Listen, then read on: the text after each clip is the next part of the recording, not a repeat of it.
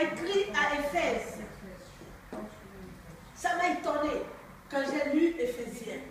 Je me suis posé la question, Paul écrit à des chrétiens. Il a écrit des choses extraordinaires. Lisez le livre d'Éphésiens.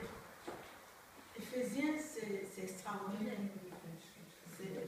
C'est un livre de prière, c'est des requêtes de prière, c'est extraordinaire.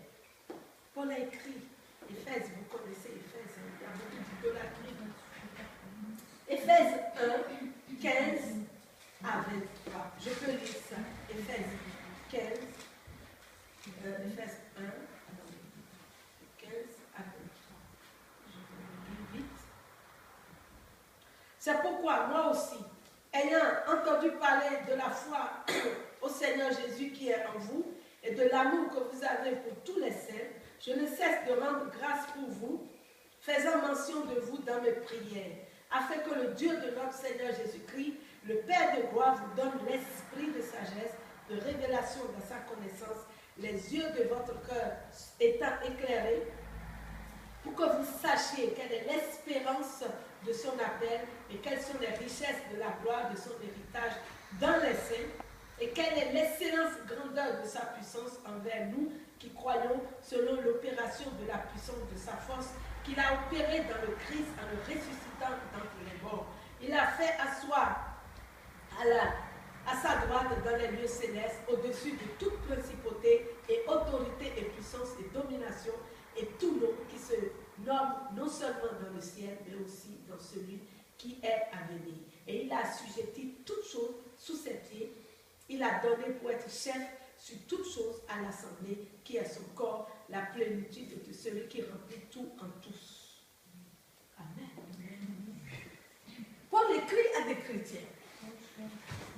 Et je dis, mais ça, c'est des chrétiens qui connaissent Dieu. Mais qu'est-ce que Paul veut dire ici? Les gens vont dire, mais on connaît Dieu. Pourquoi Paul nous écrit ça? Mais Paul écrit pour que ces chrétiens n'ajoutent pas leur connaissance intellectuelle à la connaissance intellectuelle sur Dieu. Il dit ici qu'il faut qu'ils aient une relation profonde avec lui. C'est-à-dire le connaître lui. Pas avoir une connaissance de Dieu. Pas une connaissance de Dieu, mais le connaître lui. Il y a une grande différence entre avoir une connaissance de Dieu et le connaître lui. Dieu est une personne. Amen. Oui. Il est ressuscité. Il est vivant. Il veut connaître une relation vivante avec lui. C'est ce que Paul dit ici aux chrétiens. Il a dit, il ne veut pas que nous ayons une connaissance intellectuelle, encore une connaissance de plus sur Dieu, non, mais une relation vivante avec Dieu. C'est-à-dire, à le connaître qui il est, le connaître lui. Dans un mariage, je connais mon mari. Parfois, je connais ses réactions et tout, et je continue à le connaître. C'est la même chose. Dieu veut qu'on le connaisse de cette façon, le connaître, lui. Pas une connaissance de Dieu, mais le connaître. Et c'est ça que ceux qui respirent et qui boivent le lait sont occupés. Ils sont occupés à connaître Dieu. Ils s'appliquent à connaître Dieu. Ils s'appliquent à savoir qu'est-ce qu'il veut. Pourquoi il m'a créé? Pourquoi il m'a sauvé? Pourquoi est-ce que je suis sur terre? Qu'est-ce qu'il veut de moi? Le nouveau-né, il aspire le lait, il respire, il commence à grandir, il commence à courir, il commence à recevoir l'éducation. On lui dit ne va pas ici, ne va pas là. Vous avez vu, les nouveau-nés sont tenus par les parents. Vous savez ça? Si vous allez à la foire, si vous allez dans la rue, dans la voiture, on leur met la ceinture. Oui, parce qu'il y a des dangers. On ne les laisse pas traverser la route tout seul. Moi, j'ai mis un portail parce que ma petite fille, elle est très, très habile. Et elle chercher son ballon. J'ai dû mettre un portail. C'est la protection. C'est ça les enfants. Parce que l'enfant apprend. On lui apprend la sécurité. Vous savez, je fais les cours sur les enfants. Je ne veux pas les dire ici. Mais c'est important. Le développement intellectuel, le développement de motricité de l'enfant, toutes sortes de développements, on peut les citer, psychologique de l'enfant. Tout ça, Dieu spirituellement s'occupe de notre éducation. Un enfant qui se laisse éduquer, vous le verrez plus tard dans la société, comment il sera. Il ne jette pas les papiers quand il est adulte, quand il est quelque part, il les met dans la poubelle parce que ses parents disent non, ramasse, mets dans la poubelle. Un enfant qui est éduqué, il sait qu'il ne va pas aller sur l'autoroute à toute puissance parce qu'il respecte le code de la route. On lui apprend le respect des lois. Un enfant ne va pas manger n'importe quoi parce qu'on lui dit ce manger n'est pas bon, ce manger est bien. Il ne va pas aller n'importe où. C'est la tâche de l'Église. Et c'est la tâche la plus difficile. Parce qu'il faut que l'enfant nouveau-né se laisse éduquer.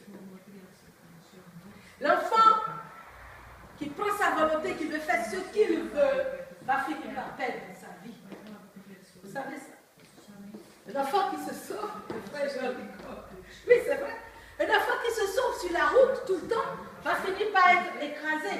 Les parents essayent de retenir, les parents essayent de dire fais pas ci, fais pas ça. Et c'est ça la parole de Dieu. La parole de Dieu dit que quand on est né de nouveau, on prie, on boit le lait, mais il y a toute l'éducation qui suit par la suite. Et c'est à l'église qu'on reçoit cette éducation.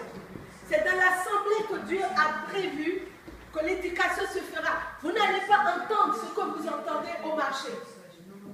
Vous n'allez pas entendre ce que vous entendez ici au supermarché. Parmi vos camarades, parmi vos amis, surtout les amis qui ne sont pas chrétiens, ils vont vous apprendre à voler, à mentir, à tuer. Ici, on apprend à sortir de toutes ces choses. Amen. C'est ça.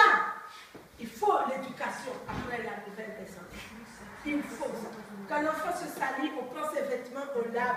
Et c'est ça. L'église prie. L'église dit, Jésus pardonne, Jésus lave, Jésus nettoie, Jésus ouvre les cieux, Jésus bénit, Jésus, on parle à Jésus. C'est ça, l'église, la tâche de l'église. C'est ça, c'est très important. Alors, pourquoi Paul écrit tout ça? Parce qu'il y a un danger.